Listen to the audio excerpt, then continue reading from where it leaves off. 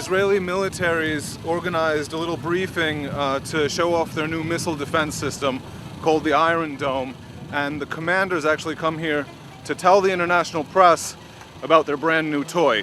So we're going to check it out.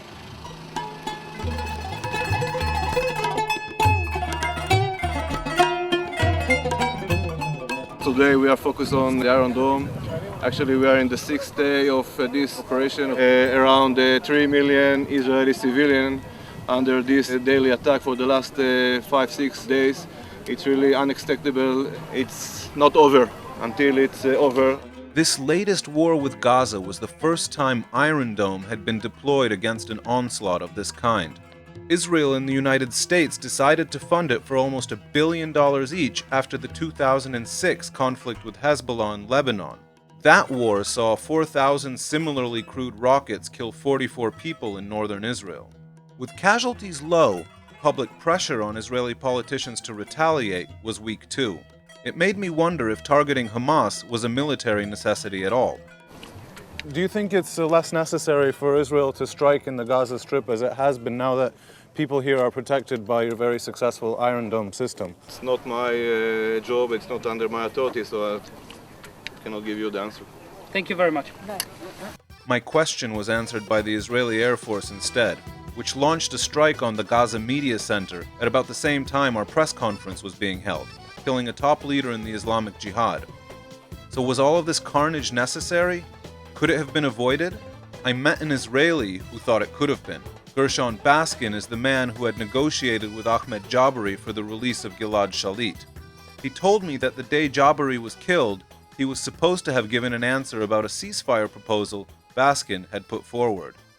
If you're able to negotiate with Hamas, how come this time negotiations weren't able to head off this new round of violence? The day that it happened, Jabari had seen the proposal for an extended ceasefire. It was for a 3-month trial period that involved not only stopping fire, but taking preventive action on their side against groups that would try to attack Israel. Every time over the past 2 years, we've gotten involved in helping to negotiate a ceasefire.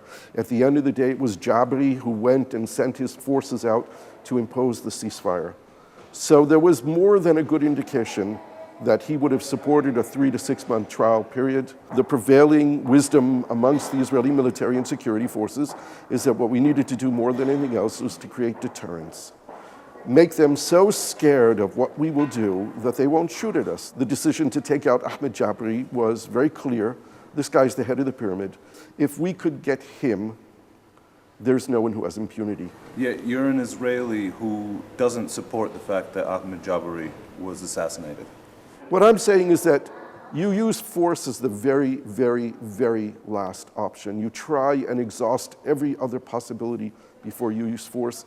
And I believe that there was at least one more option to try before going to war. Israeli officials knew about the attempts of the ceasefire that we were trying to develop. They were well aware, and they didn't try it.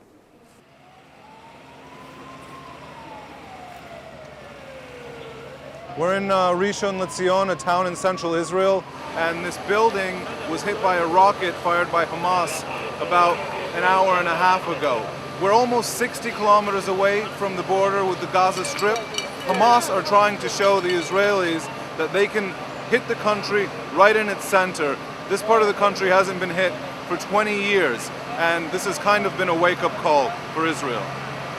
As you can see, the damage is very big. The people in the building were hiding in the shelter according to the orders and regulations that we have here in this situation.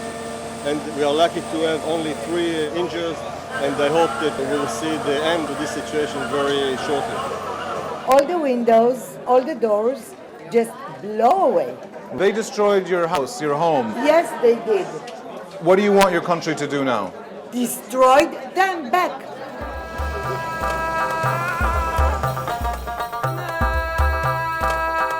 The next day, we heard that a bomb exploded on a bus in Tel Aviv. Officials didn't yet know if Hamas had planted it, but there were already reports of injuries. The conflict had entered a new phase. It wasn't just rockets coming out of Gaza anymore. There were now bombs being placed on public transportation. We headed south, back to Gaza, in anticipation of Israel's reaction. It was the 8th day of open hostilities, and Israel's troops, weren't showing any sign of getting ready to go. Jesus, fuck. Don't. No filming? Yes, no. Okay, sorry. What was the sound just now? This is Tilim from Gaza. And there seems to be some rocket fire coming in, because we've heard a couple of explosions just now. There's a really big troop buildup just behind these trees over here, and we're only about a couple of kilometers away. Oh, fuck! Jesus Christ. Meanwhile, in Egypt, mediators had finally gotten Israel and Hamas to agree to a ceasefire. Israeli Prime Minister Benjamin Netanyahu earlier held a telephone. So it's only a couple of minutes left till 9 when the ceasefire is supposed to come into effect. So far we've seen rockets coming into Gaza and exploding, rockets coming out of Gaza. When the rockets have been coming in, these guys here have been cheering. They are not happy apparently about the ceasefire because they want to see Israel flatten Hamas in the Gaza Strip.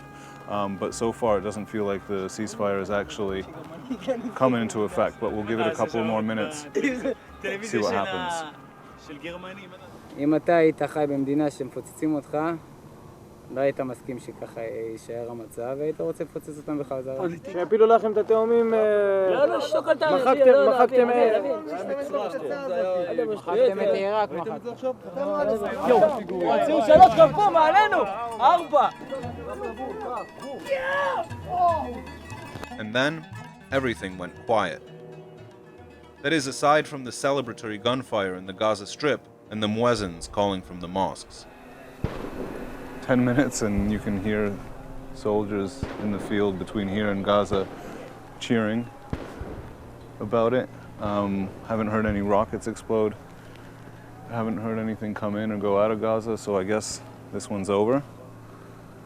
And we'll see you in a couple of years when the next round happens.